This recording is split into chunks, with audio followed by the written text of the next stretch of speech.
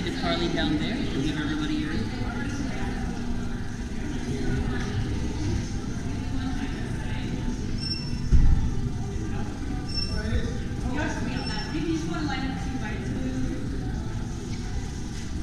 And you know it's facing this way.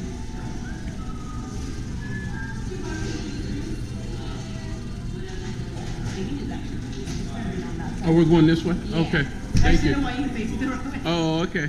Yeah. You guys take your pictures throughout the tour. We may come to a location where something is being filmed or there's a production that is being worked on in some capacity. In those cases, we can't take any pictures, but don't worry too much. I will point them out ahead of time, and I will let you know ahead of time. So don't worry too much. Take your pictures until I say otherwise. For the most part, videos are not allowed on our tour.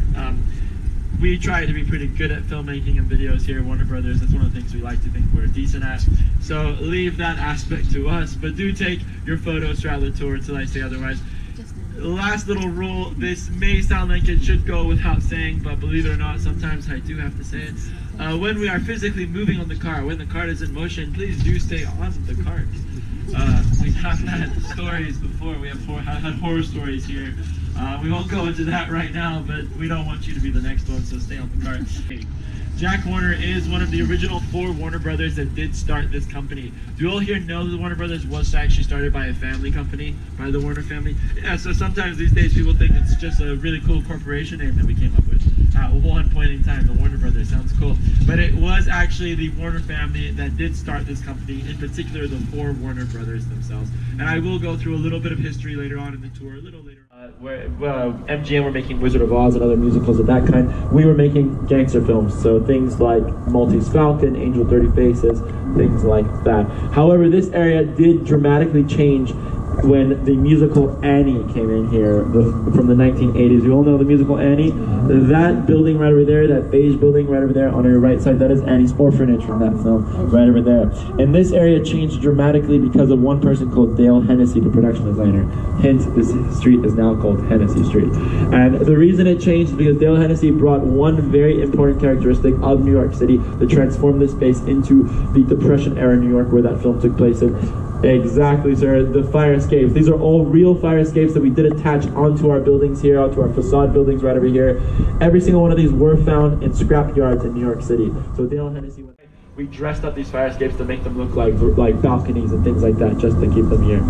So we do change this space as frequently as we need to, but it will always return back to Hennessy Street, 1930s Village, New York City. Right now, it looks kind of dirty around here, right? It looks a little dirty, right? That's because it was most recently, just last week, used for Shameless.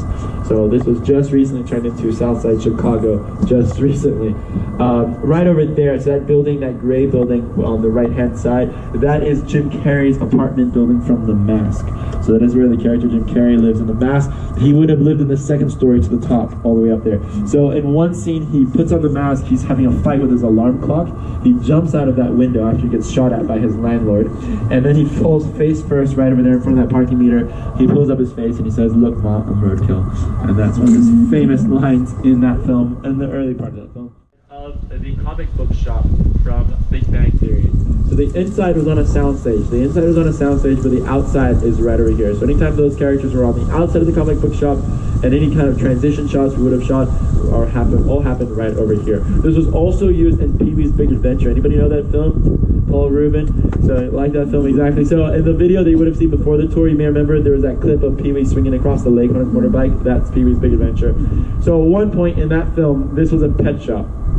And this pet shop was on fire. Tim Burton directed that film. Tim Burton, that was sort of one of his, that and Beetlejuice is what somewhat launched him into the studio world here in Hollywood. So he was filming, he was the director for Pee-wee's Big Adventure, and this pet shop was on fire, and he told Paul Rubin, you have to use real snakes. So they had to rescue snakes. Paul Rubin is terrified of snakes in real life. So Paul Rubin runs in there, he grabs the snakes, he runs out here to more or less precisely where we are on the cart, and Pee-wee then faints. That was not in the script. That was actually Paul Rubin fainting because he was so disturbed by holding all those snakes. But Tim Burton wanted it to happen, and you know, it worked well, so he kept it in the script. And that faint looked real because it was real. So as we do drive down this way, you see this little railing over here on our right-hand side of the street. In the film The Gremlins, that would have led to the Curiosity Shop in the film The Gremlins. So that is where the Gremlins were first purchased.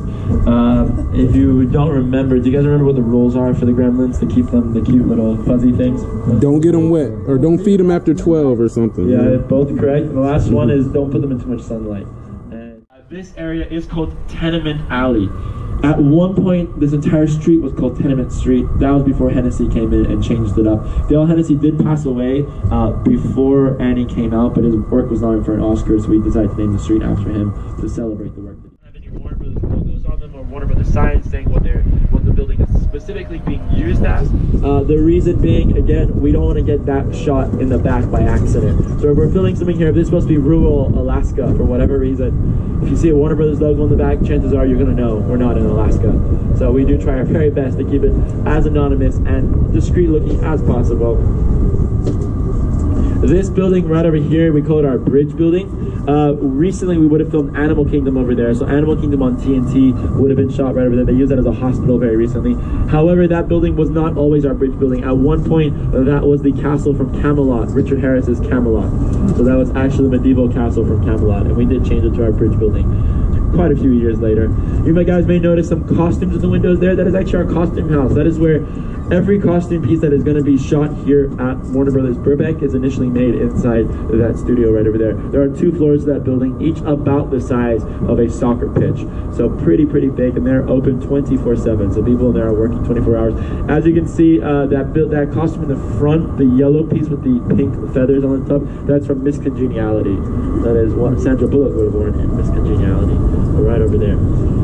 So we're going to loop around and we're going to go to somewhat of a different location now. I'm going to go ahead and take us to somewhat of a different location. So we're going to come back to our back lot a little bit later on the tour, but I do want to take us into the front lot for a moment, and I want us to go into the sound stage right now. So I want you guys to see the inside of a sound stage, hoping that the one I want to take you guys into is open, because it is a very cool one. And it's very special because on most days this sound stage is not open to guests.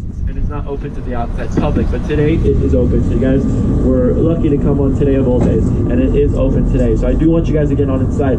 What is filmed in here, I will let you know, but I will tell you before we go inside, before I tell you the name of the show, it's a single camera show in here. So that's why we don't necessarily have guests allowed into this space, because there is no audience for a show of this kind, as opposed to our talk shows and our sitcoms where there are live audiences for those shows. This one, there is no audience for a show of this kind.